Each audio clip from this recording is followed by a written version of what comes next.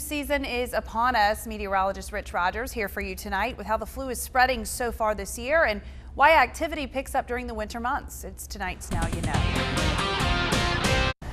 Good evening, Paige. If this year's flu season maintains a similar pace to what we've seen already, your chances of catching the flu will be lower than last year.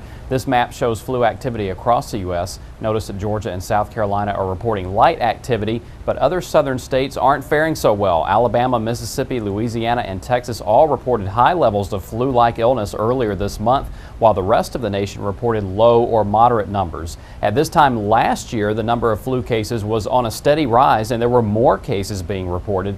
The dark blue line represents last year's activity, and the red line is this year. So what causes the flu to spread easier during the winter months? A study released in 2009 showed the flu virus is more common in winter thanks to less moisture in the air than during the warmer months.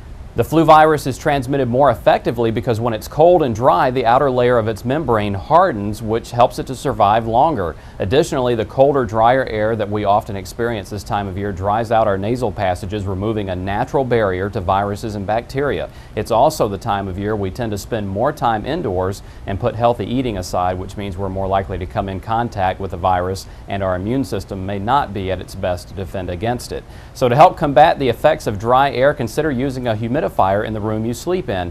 And despite the busyness of the holiday season, don't forget to make time for exercise and sleep.